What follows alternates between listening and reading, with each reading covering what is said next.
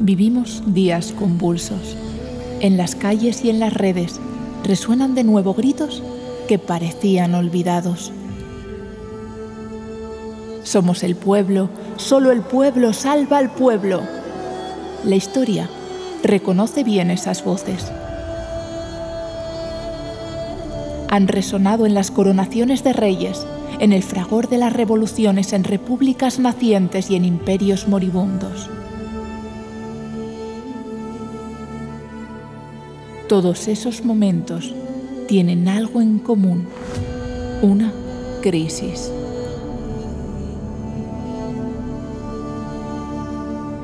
Una grieta tan profunda que amenaza con hacer colapsar cualquier idea de consenso. Los cimientos del orden social se resquebrajan y el sistema se tambalea.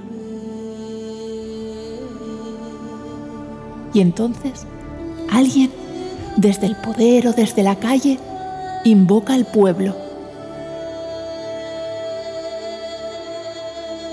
No a ti ni a mí, sino a esa entidad abstracta e incorpórea: el pueblo. Una máscara capaz de ocultar 1000 rostros distintos bajo una sola voz. Y ahí yace la trampa. Porque basta con que tu cuerpo esté presente en una plaza o con que un papel descanse en una urna para que otro decida que puede hablar en tu nombre. Aunque no digas nada, aunque no estés de acuerdo, no importa. Si estás ahí, alguien sumará tu presencia a su relato y declarará que tu silencio apoya exactamente y sin matices cada palabra que sale de su boca. Pero tú seguirás sin tener voz propia.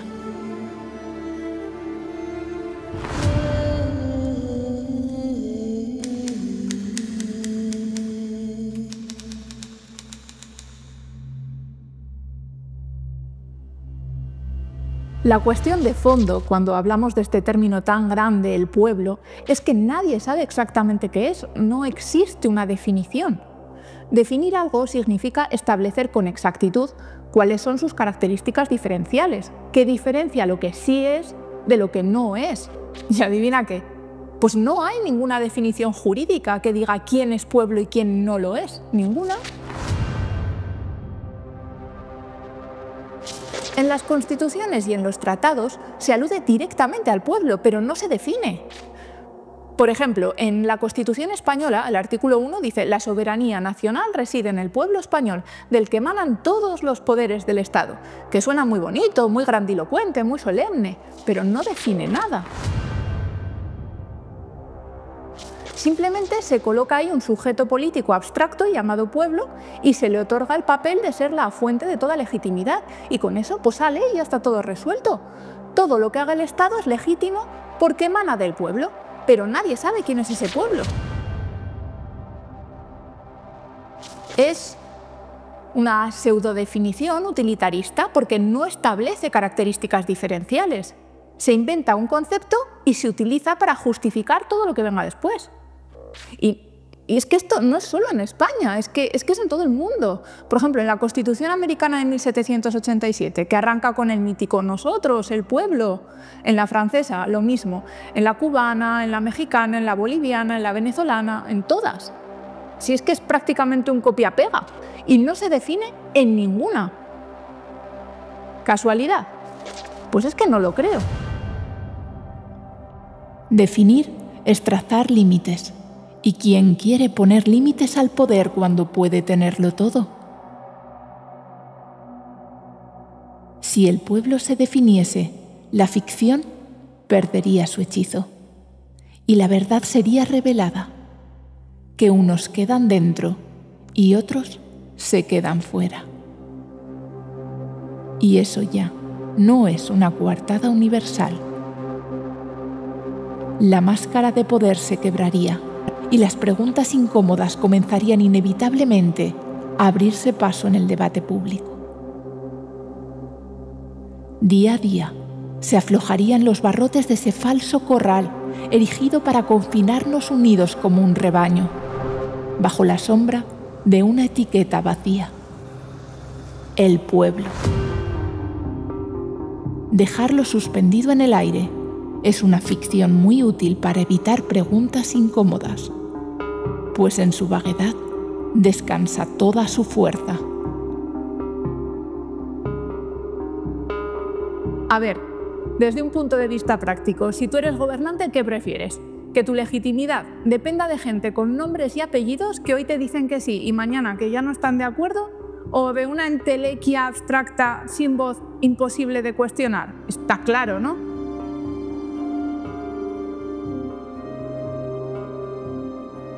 En Reino Unido, que no tienen una constitución escrita, no tienen un documento que se llame constitución, sino que es más bien un compendio de leyes, de principios rectores, de costumbres y de libros académicos de referencia.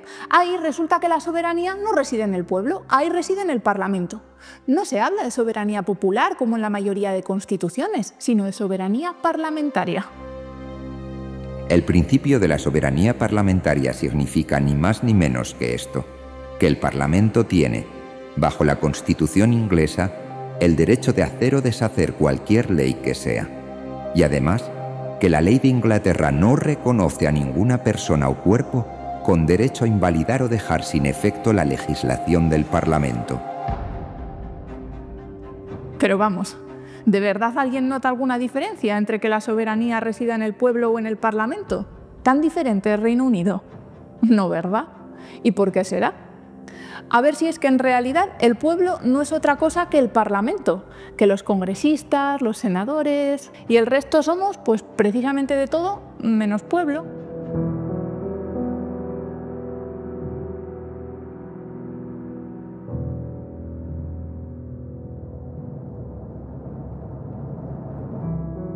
Definir la fuente de toda legitimidad parece a simple vista un asunto esencial y, sin embargo, permanece en la penumbra. ¿Quién osa trazar tal línea? ¿Y con qué legitimidad podría hacerlo? Un ciclo sin fin. Demasiado peligroso para ser revelado y por ello siempre enmascarado. Si todos somos pueblo, entonces la palabra se disuelve en el vacío. Pues cuando un término lo significa todo, en verdad ya no significa nada. Piénsalo un momento. Sánchez, Maduro, Trump, López Obrador son parte del pueblo. Si atendemos al uso popular y habitual que se hace del término, vemos que no. Frases como fulano tiene el apoyo del pueblo, solo el pueblo salva al pueblo, el pueblo exige cambios, el pueblo le da la espalda al gobierno y otras muchísimas frases similares. Todas ellas nos hacen pensar que el pueblo es una categoría que engloba a la gente común, a la gente que no tiene poder político de representación. O sea, que están los políticos y el pueblo.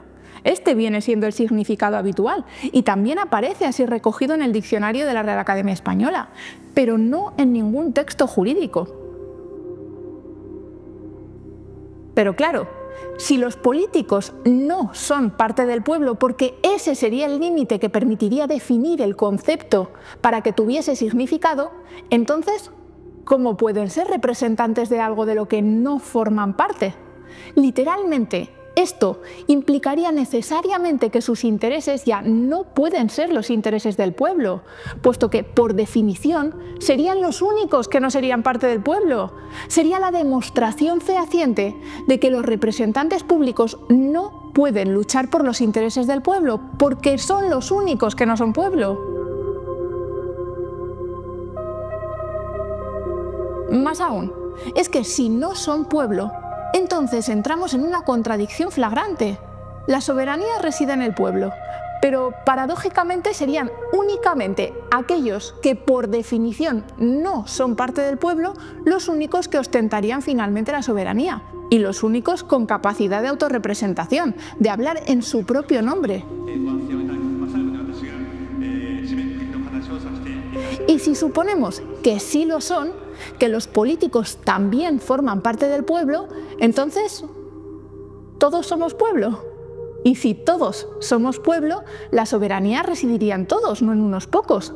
Y llegados a ese punto, la pregunta del millón sería: ¿de dónde sale entonces la legitimidad para negar al resto de miembros del pueblo su derecho a la propia autorrepresentación? Es un auténtico galimatías. Y sin embargo, de aquí, de toda esta vaguedad y vacío, surge nada más y nada menos que toda la legitimidad del poder político. Dictadores y demócratas, rebeldes y gobernantes, todos ellos invocan exactamente esa misma palabra. Todos dicen hablar en su nombre. 1000 personas en una plaza, 1000 cuerpos, 1000 votos, 1000 biografías, 1000 visiones del mundo. Pero a la hora de hablar, solo se escuchará una voz, la de quien logra autoproclamarse intérprete de ese ente intangible, el pueblo. Una máscara capaz de transformar la diversidad de millones de personas en una masa homogénea. Y el murmullo de todas sus voces en el eco impostado de un solo relato. Una etiqueta diseñada únicamente para otorgar poder a quien logre apropiarse de ella. Así, bajo el estandarte del pueblo, nos entregamos voluntariamente al rebaño,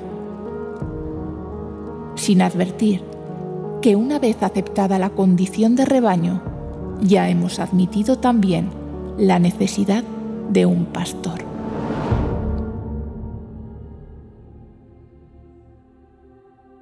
Lo llamativo es que en sus orígenes el pueblo no era la mayoría silenciosa como lo entendemos ahora, sino todo lo contrario.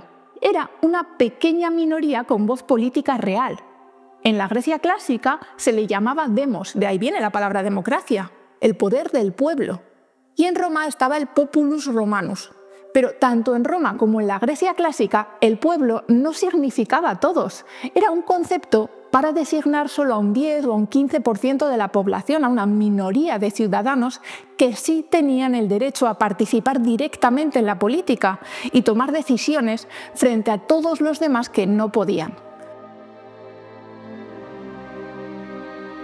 El pueblo no era la mayoría de la población que no tenía ni voz ni voto, sino todo lo contrario. Pueblo eran esos pocos con voz y voto. Pero ojo, que aquí nadie representaba a nadie, no existían representantes políticos. Si eras parte del pueblo, tenías voz propia y podías hablar en tu nombre y votar directamente las normas sociales. Y si no formabas parte del pueblo, no podías y punto. Otra cosa es que luego quien quisiese nombrase a otro su representante para cierto asunto concreto. Esto podía ocurrir, pero esa cesión era temporal y irrevocable. En cualquier momento podías retirarla y listo. También podías nombrar a alguien tu representante para un asunto y a otra persona para otro asunto. Nada que ver con el sistema actual de representación política, que es permanente e irrevocable, que es lo que llamamos ahora democracia.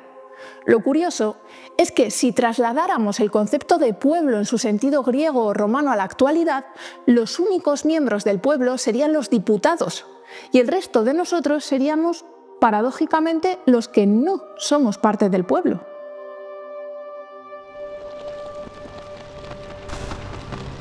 Con la caída de Roma no solo cayeron sus murallas, cayó mucho más. Cayeron sus instituciones y con ellas se desvaneció la idea misma de pueblo romano. Pero entre aquellas ruinas algo sobrevivió, algo que no podía morir porque no pertenecía al mundo de los hombres: la Iglesia católica, que había sido bastión del orden imperial, permaneció en pie. Recogió el cetro invisible del poder y comenzó a hacer aquello que mejor sabía: tejer relatos, proclamar sermones e inventar símbolos capaces de unir a multitudes bajo una sola verdad. Después de la caída de Roma, la Iglesia tuvo un problema muy serio. Ya no tenía detrás al imperio con todo su aparato militar y burocrático uniéndolo todo. Así que tuvo que buscar nuevos relatos para legitimar su poder y evitar así la desintegración tras el caos que supuso la caída de Roma. Acudió a su fuente de autoridad, a la Biblia, y allí encontró un recurso muy útil para mantener el control y la unidad: la metáfora del pueblo de Israel, un pueblo elegido por Dios para ser conducido a la tierra prometida. La Iglesia usó este relato para redefinir por completo la idea de pueblo.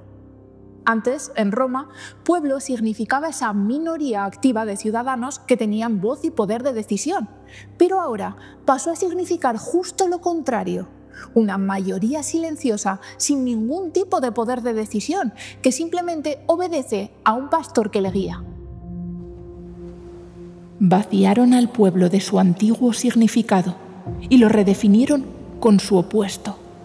El pueblo ya no era un sujeto político activo que decidía su destino, sino una comunidad espiritual unida por una fe común, una comunidad pasiva, obediente y guiada por un pastor hacia un mundo mejor.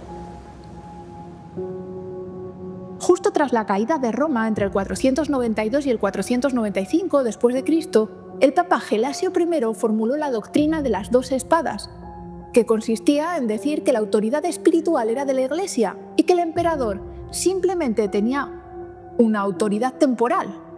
Con ello daba a la Iglesia un papel unificador y legitimador, un relato que permitió la supervivencia unificada de la Iglesia en un mundo que se estaba desmoronando.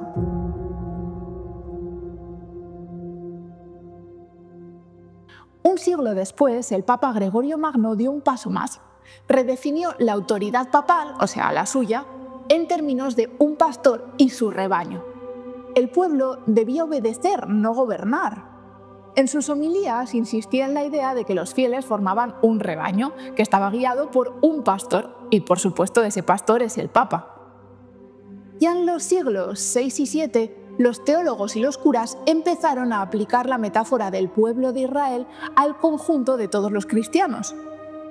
Isidoro de Sevilla, por ejemplo, en sus etimologías transmite esa idea de un pueblo cristiano unido por la fe, no por la política. A la Iglesia no le interesaba que la gente común y corriente se inmiscuyese en política. Lo que necesitaban era orden, cohesión y obediencia, no ciudadanos activos debatiendo leyes, discutiendo sobre lo que está bien y lo que está mal, y muchísimo menos reclamando poder y autogobierno como ocurría en Atenas o en Roma. Ellos querían un pueblo que estuviese muy preocupado por alcanzar el más allá y que aceptase la autoridad en el más acá.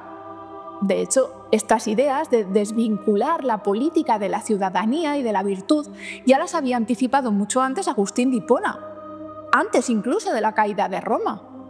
En su obra La ciudad de Dios, él explica que la verdadera virtud ciudadana está en la civitas Dei, en la ciudad de Dios, y no en la civitas terrena, en la ciudad terrenal. Según él, la vida política está en segundo plano. Lo que importa de verdad es la salvación del alma, es decir, llegar al más allá. Y para llegar, tenías que pertenecer al pueblo de Dios en el más acá, es decir, aceptar la autoridad del gran pastor. La libertad individual, ser responsable de uno mismo, responder por los propios actos y sostener la palabra dada, aceptando a la vez la condición simétrica de juez y juzgado frente a una comunidad de iguales, cedió su lugar a la obediencia pasiva, sometida a una autoridad que ya no reconocía ciudadanos libres, sino que gobernaba al pueblo como si fuese un rebaño.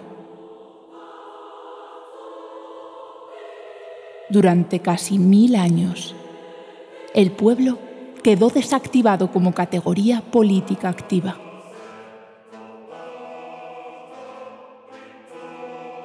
Realmente fue una jugada muy inteligente por parte de la Iglesia. Ten en cuenta que el término pueblo estaba cargado del poder y del prestigio que tuvo durante toda la época de Roma. ¿Quién no quería pertenecer al pueblo? Y la Iglesia supo apropiarse de todas estas connotaciones positivas para transformarlas en lo que más necesitaba en ese momento: obediencia. la concepción del pueblo como rebaño y del Papa y de sus obispos como los pastores elegidos por Dios para guiarlo se mantuvo durante siglos, hasta la Edad Moderna, cuando pensadores como Locke o Rousseau, ya en los siglos XVII y XVIII, comenzaron a retomar el sentido original del término, el pueblo como sujeto político con soberanía, y no como una masa homogénea y obediente. La Iglesia logró consolidarse como la única fuente de legitimidad, el único intérprete de la voluntad divina. Ostentaba el monopolio del respeto y del reconocimiento de todo poder político terrenal. Durante casi un milenio entero, la libertad individual quedó sumida en la obediencia colectiva, dejando un pozo de colectivismo que aún hoy pervive. La meta era clara, que cada hombre sintiese vergüenza por pensarse a sí mismo, que creyera ser tan solo un engranaje, un peón en un tablero que lo trascendía. El término pueblo empieza a aparecer con fuerza en el contexto de las revoluciones medievales a partir del siglo XI y XII. Lo usaban los propios ciudadanos o los campesinos para designarse a sí mismos como colectivo, casi siempre cuando reclamaban algo frente al poder político. En Italia, por ejemplo, en el siglo XII tenemos las revoluciones del popolo, en ciudades como Florencia o Bolonia. Allí las clases medias, urbanas, los artesanos, mercaderes, burgueses, se enfrentaron directamente a la nobleza. Era un pulso muy claro. De un lado, el pueblo, y del otro, la clase política gobernante. Ya en el siglo XIV tenemos la jacquerie en Francia, donde los campesinos también se autodenominaron el pueblo, en oposición a los nobles opresores. Y en Inglaterra, la famosa revuelta de 1381, aunque allí no se usó el término pueblo, sino que usaron los comunes, aunque en la práctica significaba lo mismo. Y en la península ibérica, principalmente en los siglos XIV y XV, las crónicas medievales también hacen alusión al pueblo, como el conjunto de habitantes de villas y ciudades que se levantaban en defensa de sus fueros, pero en ningún caso podemos decir que el término tuviese el peso jurídico de la soberanía popular. No tenía ningún poder constituyente, ni legitimador, ni nada parecido. Simplemente era un pueblo en lucha con sus señores, con sus gobernantes, pero no un pueblo soberano, creador de legitimidad, como ahora.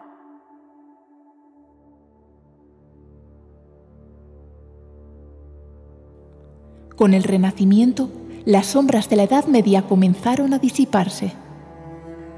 Los antiguos ideales de Grecia y Roma regresaron como un eco lejano, y el hombre volvió a mirarse a sí mismo como un individuo pleno, no solo como parte de un engranaje de orden superior que le trascendía y le sometía. El arte, la ciencia y el comercio devolvieron al mundo la certeza de que cada ser humano podía ser centro y medida de su propio destino. Fue a partir de entonces cuando comenzaron a surgir nuevas voces.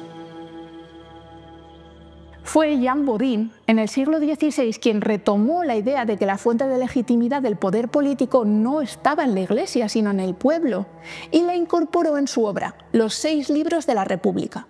Pero es importante entender que esta ficción que recupera Bodin de la tradición romana, del Populus Romanus como sujeto político, no la retoma con la idea de defender una soberanía popular, sino todo lo contrario. Lo que hizo Bodin fue usarla para crear una narrativa que justificase el absolutismo monárquico.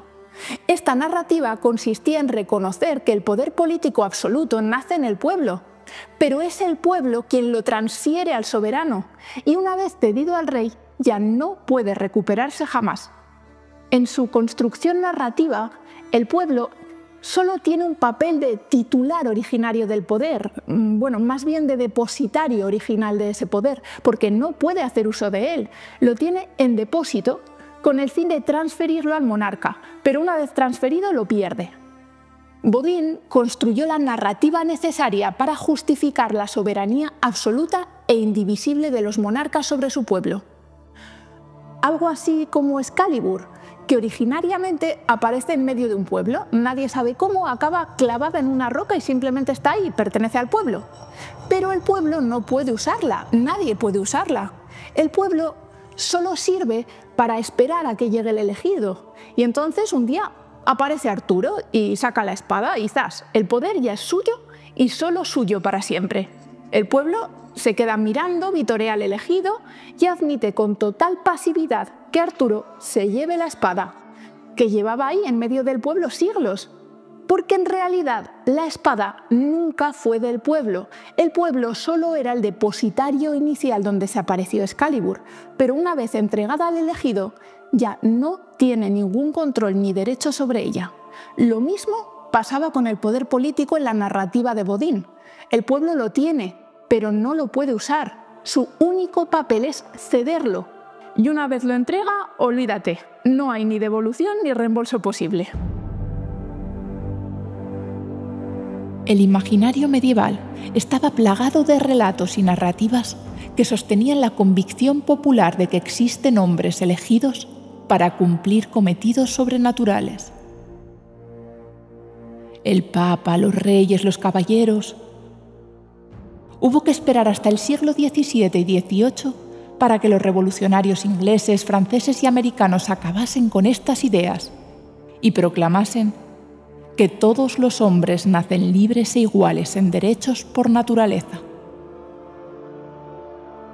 Una igualdad jurídica y natural, muy distinta de la igualdad material o económica que hoy se les pretende atribuir.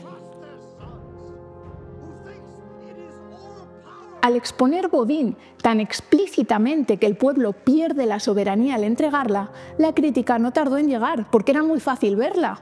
Si el poder nace en el pueblo, ¿por qué no podría el pueblo recuperarlo?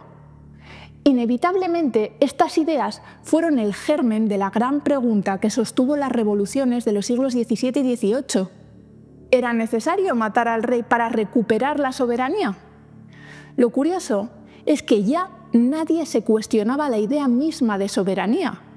Volviendo al ejemplo de Excalibur, el que te he puesto antes, el debate en la época no era sobre la existencia de la espada, sino sobre si había que matar a Arturo para recuperarla o si realmente le pertenecía. El pueblo había asumido por completo su papel como rebaño, como una masa homogénea que necesitaba un pastor para ser gobernada. El debate solo se centraba en cómo decidir quién debía ser el pastor.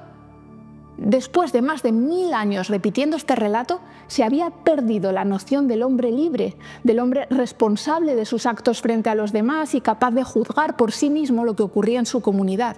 Esa idea ya no estaba sobre la mesa, había desaparecido.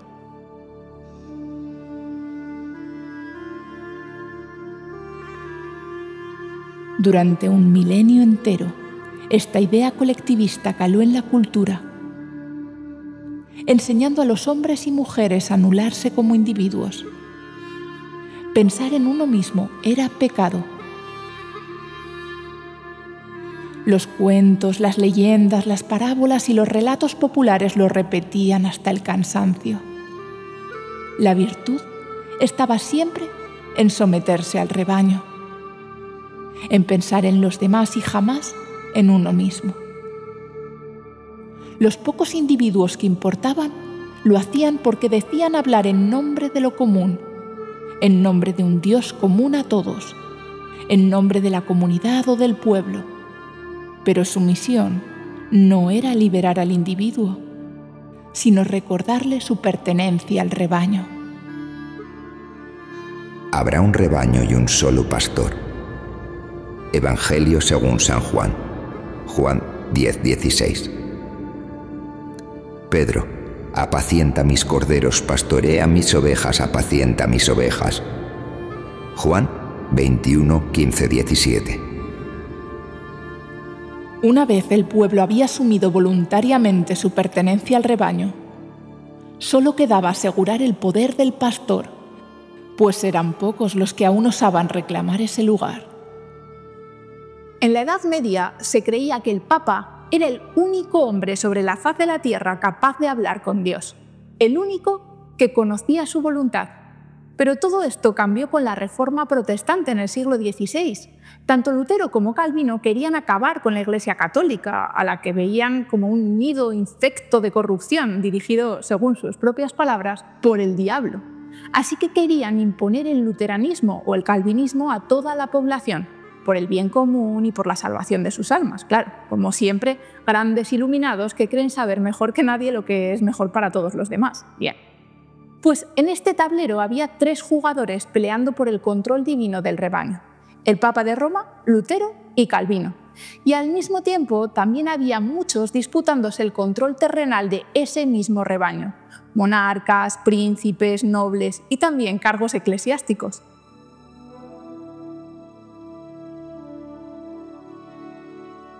Dos frentes de guerra que se alimentaban mutuamente. La lucha por controlar la voz de Dios era en realidad la lucha por controlar la legitimidad del poder humano. Y la guerra por el poder humano necesitaba a su vez legitimarse y envolverse en la virtud divina del bien común que representaba Dios.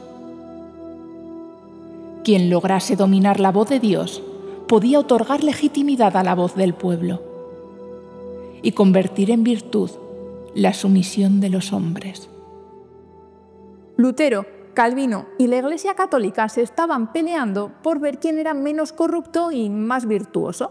Pero claro, Dios no hacía llover dinero ni tampoco enviaba ejércitos desde el cielo. Así que tuvieron que buscar recursos reales aquí en la tierra. Y la Iglesia Católica tenía de todo: tenía dinero, tenía propiedades y tenía ejércitos. Pero Lutero y Calvino no tenían de nada. Así que se aliaron con los príncipes y con los reyes, que fueron quienes les proporcionaron tanto la financiación como los ejércitos y la fuerza coactiva que necesitaban para poder desafiar a la Iglesia Católica. Y claro, ¿qué ganaban los príncipes y los reyes con todo esto? Poder, mucho poder. Los monarcas estaban hartos de tener que someterse a la autoridad del Papa, que era el único contrapeso que tenían a su poder. Si el Papa decía que algo estaba mal, era como si lo dijese el mismísimo Dios, así que daba igual lo que quisiera el rey. Contradecir al Papa era contradecir al mismísimo Dios. Y los reyes querían acabar con esta limitación, querían ser ellos quienes decidieran lo que estaba bien y lo que estaba mal. Así que, aprovechando todo este contexto de crítica a la Iglesia, de ruptura, se inventaron una nueva narrativa. Ahora ellos también tendrían línea directa con Dios y podrían hablar con Él. Comenzaron a decir que gobernaban por la gracia de Dios, que era la expresión que utilizaban para referirse al hecho de que ellos eran los intermediarios entre Dios y el pueblo. Y así fue como en los territorios protestantes los monarcas absolutos pasaron a ser la voz de Dios, o los ministros de Dios, que era como ellos se decían a sí mismos. Se autoproclamaron pastores espirituales y también políticos, pastores supremos de sus reinos. En España, sin embargo, la historia fue muy diferente, porque nunca se rompió la alianza con Roma. Desde los reyes católicos hasta Carlos V y Felipe II, todos ellos mantuvieron la simbiosis Iglesia y corona.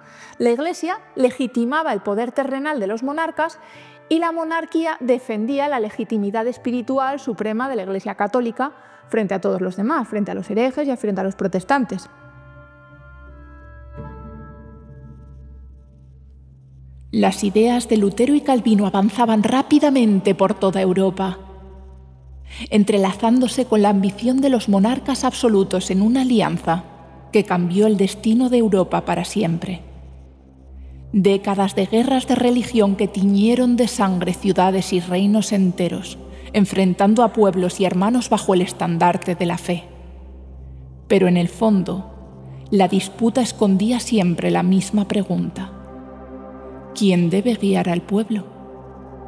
¿Quién es aquel que puede blandir la espada invisible de la legitimidad y reclamar para sí el derecho de guiar al rebaño que aguarda dócil a su pastor? Cuando Lutero y más tarde Calvino rompieron el monopolio del Papa como pastor supremo, esto abrió la puerta a que cada monarca dijese: en mis territorios mando yo y punto. Así empezó el absolutismo monárquico. Se sacudieron de la tutela de Roma y se erigieron pastores supremos de los habitantes de sus respectivos territorios. Esto fue un cambio enorme. Hasta entonces había un único gran rebaño espiritual, pastoreado por el Papa, pero a partir de ese momento ya no era la fe lo que definía el rebaño, sino el territorio.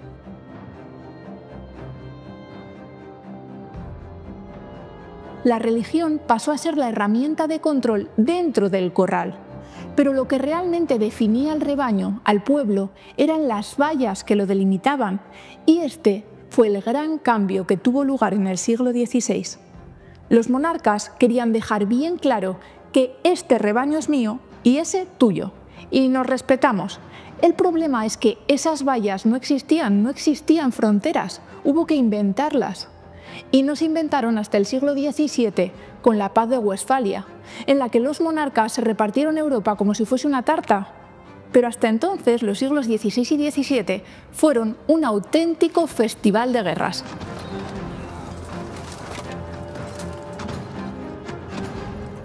La primera fue la Guerra de la Esmalcalda en 1546, que enfrentó a Carlos V, que era el emperador del Sacro Imperio Germánico y rey de España, con los príncipes protestantes luteranos de la Liga de la Esmalcalda, que estaban muy cabreados porque Carlos V había declarado hereje a Lutero en la Dieta de Worms. Y ten en cuenta que Carlos V era profundamente católico.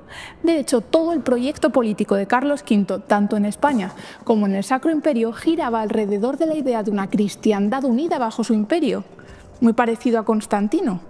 Consideraba que defender la unidad del pueblo, mantener al rebaño unido, era parte esencial de su misión como emperador. El 25 de septiembre de 1555, en la ciudad de Augsburgo, se firmó un pacto que pasaría a la historia como la paz de las religiones. Se puso fin a la Guerra de la Esmalcalda. Por primera vez, el luteranismo fue reconocido junto al catolicismo, y con ello se consagró un nuevo principio: cuius regio, eus religio. De quien es la región, suya es la religión. La autoridad última ya no residía en Roma, sino en manos de los príncipes y monarcas, elevados a la condición de pastores supremos de sus pueblos. No era libertad lo que allí se firmó, sino obediencia. Obediencia a una fe impuesta, limitada a dos únicas opciones permitidas. El rebaño podía cambiar de pastor, pero jamás dejar de ser rebaño. Pues la marca del rebaño ya había sido grabada en la carne del pueblo. La paz de las religiones fue tan solo un espejismo. Bajo su superficie latía una bomba de relojería. El calvinismo jamás fue autorizado. Silenciado en el papel, pero imparable en las calles y en los púlpitos, desde Suiza hasta Francia, desde los Países Bajos hasta el corazón del imperio, su avance era incontenible. Mientras los príncipes celebraban su pacto, Europa, sin saberlo, avanzaba hacia las guerras más sangrientas de su historia.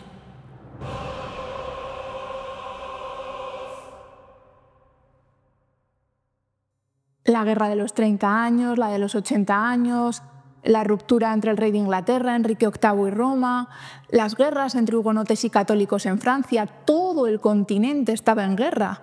Suecia, Dinamarca, Francia, Inglaterra, Suiza, todo. Y por supuesto hubo muchísimos, pero muchísimos muertos. Solo en la guerra de los 30 años se calculan unos 8 millones de personas, entre un 6 y un 8% de la población europea total.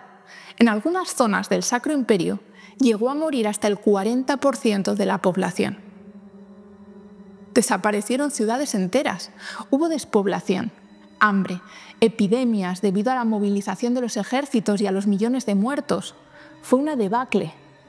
Supuestamente todo esto era por la religión, pero la religión era la excusa, porque recuerda que la legitimidad última de cualquier guerra tenía que sonar a voluntad divina y tenía que ser por el bien común, por el bien del pueblo. ya fuese por la salvación de sus almas, por la tradición, por la unidad del imperio, porque así lo ponía en un papel o por cualquier otra cosa, relatos sobraban. Lo que no iban a decir era la verdad. Vais a morir porque yo quiero más poder y un corral más grande. No, hombre, no. Había que venderlo como la gran cruzada por el bien del rebaño. Cualquier muerto debía ser un héroe para el pueblo. El pueblo era la coartada universal y todos los gobernantes tenían esto claro, clarísimo. Europa entera siguió en guerra hasta la paz de Westfalia, cuando por fin se inventaron las fronteras modernas y se definió de una vez por todas dónde empezaba y dónde acababa cada corral.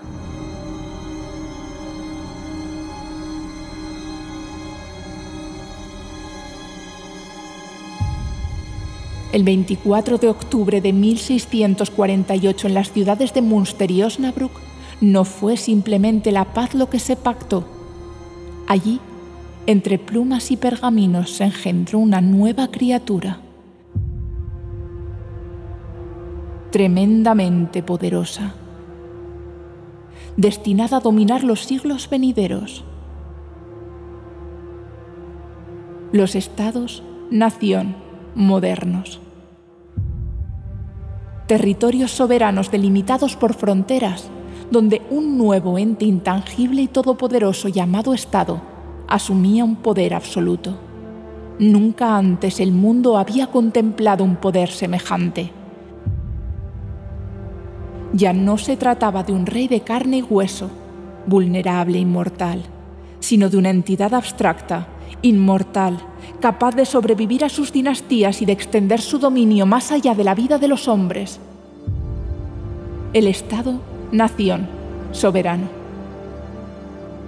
El monarca podía morir, pero la nueva criatura permanecería incólume, proyectando su sombra a través del tiempo.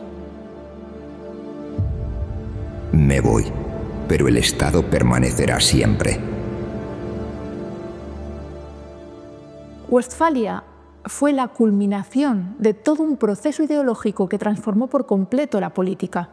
Se pasó de un único rebaño espiritual pastoreado por el Papa a múltiples rebaños, cada uno dentro de su corral, pastoreados por sus respectivos monarcas absolutos, que eran los nuevos pastores, tanto políticos como espirituales. Pero no tenían ese poder porque sí. No podían gobernar siendo simples personas de carne y hueso como los demás. Tuvieron que construir un relato en el que ellos eran depositarios de una soberanía nueva, mucho más poderosa, que unía la voluntad de Dios y la de los hombres. Así nació la idea de soberanía y de Estado soberano. El poder ya no residía en la persona mortal, sino en un ente intangible ligado al territorio. Mientras que el monarca tenía, por así decirlo, la gestión temporal de esa soberanía.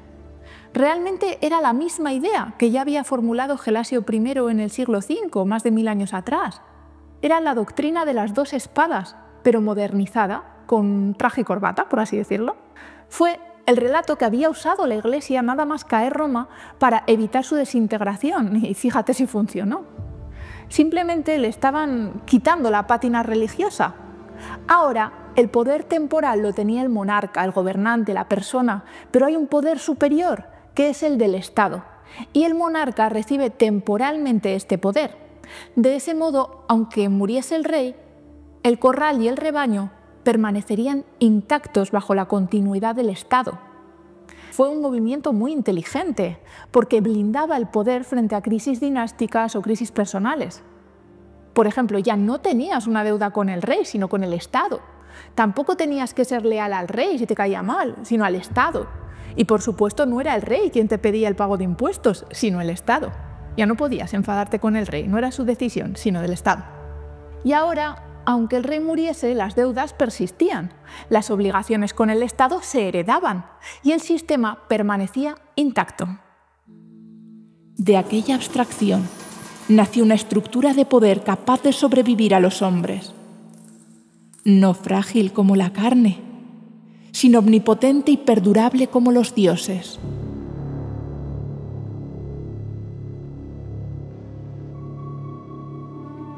Esta idea provino de Maquiavelo. Incluso el término lo cogieron del Príncipe. En ese libro, Maquiavelo usa el término Stato para referirse a una serie de estructuras políticas y de instituciones de poder que, según él, podían sostenerse más allá de la persona concreta que las ejerciese, porque podían abstraerse. En esta obra de 1532, Maquiavelo identifica que aunque los príncipes mueran, hay algo que permanece, el verdadero núcleo del poder, una construcción narrativa que perdura a través del tiempo y cuyo control resulta decisivo para conservar y manipular el favor del pueblo. Y a este núcleo de poder él lo llamó Stato. El pacto de poder quedó sellado. Mientras el pueblo y el Estado siguieran siendo invocados, los gobernantes vestirían la armadura de su legitimidad. Pero si alguna vez esa ficción fuese puesta en duda, si se lograse abrir una grieta suficientemente profunda en la máscara del pueblo, los cimientos mismos del orden se quebrarían. El Estado revelaría su verdadera esencia, nada más que humo sostenido por el miedo, y el edificio entero del poder quedaría desnudo ante la mirada de los hombres. Partiendo de las ideas de Bodin, de que la soberanía surge mágicamente en el pueblo, pero que éste no puede usarla y tiene que cederla al elegido, que es el monarca, y ya nunca más puede recuperarla, el ejemplo que te he puesto antes, con la espada de Excalibur. Pues bien, pocos años después, a comienzos del siglo XVII, surgieron autores como Althusius, que le dieron la vuelta a ese argumento. Althusius decía que si la soberanía se origina en el pueblo, entonces la delegación en gobernantes debía ser revocable, y comenzó a plantear la cesión en términos contractuales, como si la cesión de la soberanía en gobernantes fuese un pacto o un acuerdo similar a los que realizaban los gremios, las asociaciones o las federaciones, donde la comunidad elige cargos o representantes de forma temporal y siempre revocable. La misma comunidad que los nombraba podía en cualquier momento retirarles el poder, y esto permitía que el pueblo nunca tuviese que ceder por completo la soberanía, simplemente era un préstamo temporal revocable. Y es importante entender que el sujeto político que plantea Althusius es la comunidad, nunca el individuo. La soberanía es colectiva, a través de comunidades, no como un agregado individual. El individuo no cuenta, no tenía voz propia. El resultado fue un modelo opuesto al absolutismo, pero que mantenía intacta la idea colectivista de pueblo como rebaño. Para Althusius, la soberanía residía siempre en el pueblo y en sus asociaciones, no en el monarca. Unos 20 años después de Althusius, Hugo Grocio publica un libro titulado Del derecho de la guerra y la paz, donde introduce la idea de que el derecho natural es anterior al Estado y que los gobernantes no pueden hacer lo que les dé la gana, sino que están sometidos a unas leyes universales. Esta idea fue la primera grieta seria que se hizo al poder absoluto. Grocio planteó la existencia de límites a la soberanía, y luego vino Hobbes, ya con su famoso Leviatán en 1651, y lo que hace es darle la vuelta otra vez y volver a la idea de Bodin. El pueblo debe entregar la soberanía al soberano de forma irrevocable, y ese poder debe ser absoluto e indivisible. Pero Hobbes introduce la idea de un contrato social ficticio, que jamás nadie ha firmado, pero que funciona como una ficción narrativa para justificar por qué los hombres, por qué el pueblo debe ceder todo su poder a un único soberano absoluto, con más poder y más fuerza coactiva que cualquier otro del rebaño. Según Hobbes, este Leviatán, esta autoridad todopoderosa que ostenta un poder absoluto y superior a cualquier otro, es la única manera de evitar lo que él llamaba la guerra de todos contra todos. Si todo el poder lo tiene una sola autoridad, ya no habría poder por el que pelearse. Todo el poder lo tendría el soberano todopoderoso. Y además, nadie tendría la capacidad de disputárselo, así que no podría haber guerras, porque intentarlo sería básicamente un suicidio.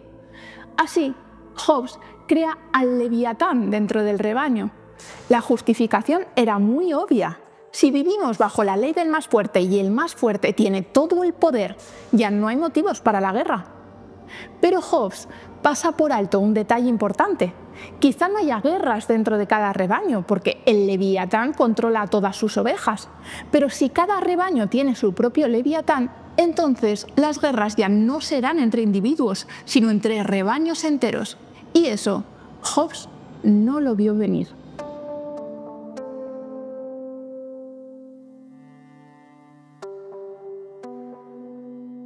Ya a finales del siglo XVII, en 1689, John Locke publica su obra Dos tratados sobre el gobierno civil, donde recupera de nuevo las ideas de Althusius de que la soberanía debe ser revocable, pero lo lleva hasta el individuo, no lo deja solo en la comunidad. Para Locke, la soberanía nace en cada persona, no en el pueblo como comunidad. Fue de los primeros en sacudirse las ideas colectivistas y defender que solo los individuos hacen, actúan, piensan y deciden, unas ideas que eran muy rompedoras en aquella época. Locke pensaba que el poder político lo crean los propios individuos en el momento en que deciden delegarlo en gobernantes a través de un pacto, pero que esos individuos deberían poder retirarlo, si y solo si ese pacto es traicionado. Por tanto, es una cesión que solo es revocable en caso de incumplimiento.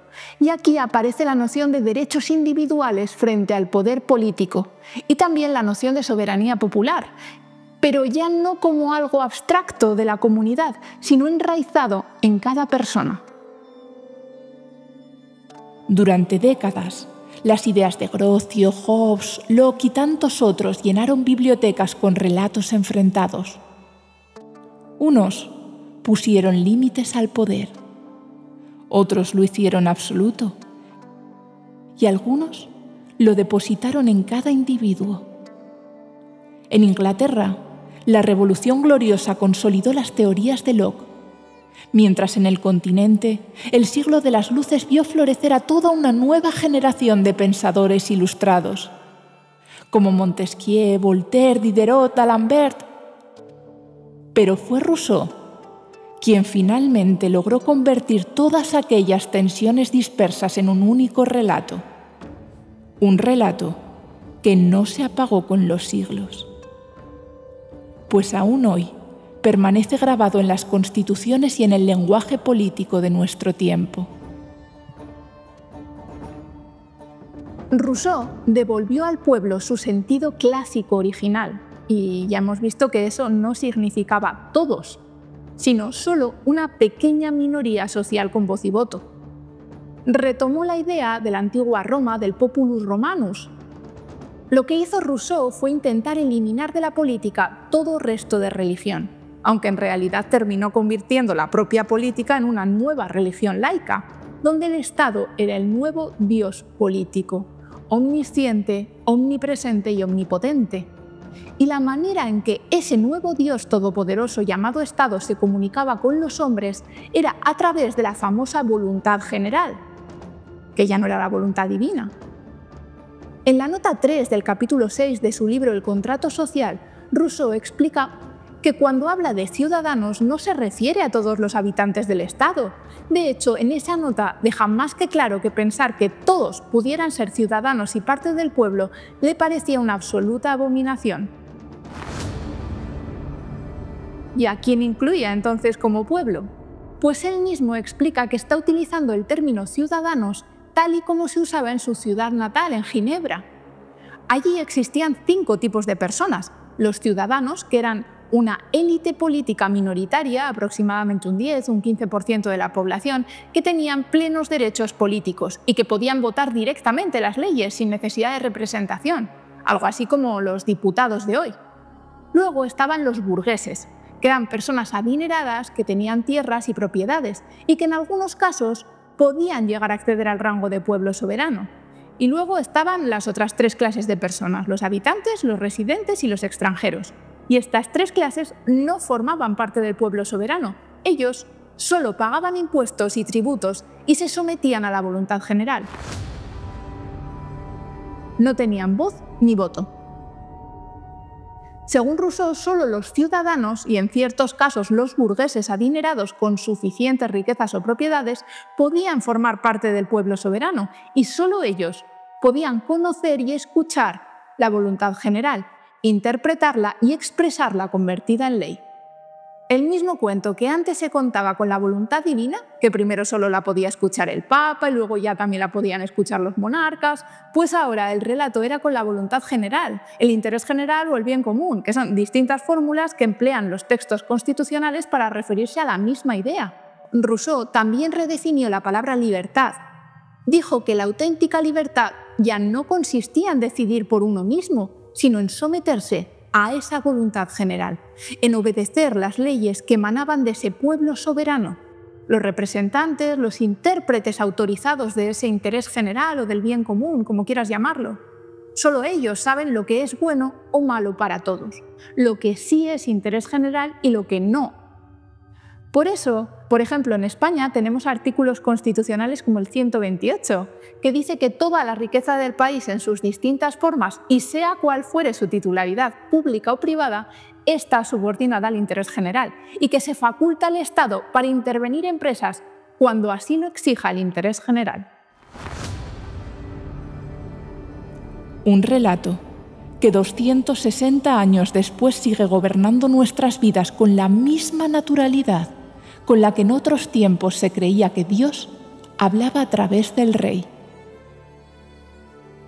Hoy, el eco de aquel relato sigue resonando en nuestras propias leyes y constituciones, proclamando que la soberanía reside en el pueblo. Artículo 1.2 de la Constitución Española. La soberanía nacional reside en el pueblo español, del que emanan los poderes del Estado. ¿Y si este fuese el gran error que cometemos una y otra vez? ¿Y si fuese esa la piedra en el camino? ¿Y si esa palabra tan poderosa como imprecisa fuese solo una invención útil, una idea fabricada para calmar nuestra necesidad de pertenencia y que al adoptarla nos reduce a todos a un simple rebaño? ¿Y si somos nosotros mismos quienes al ponernos la etiqueta de pueblo construimos nuestra propia identidad como rebaño? La verdad la sabemos todos. El pueblo no salva al pueblo. Son las personas las que salvan a otras personas, no el pueblo.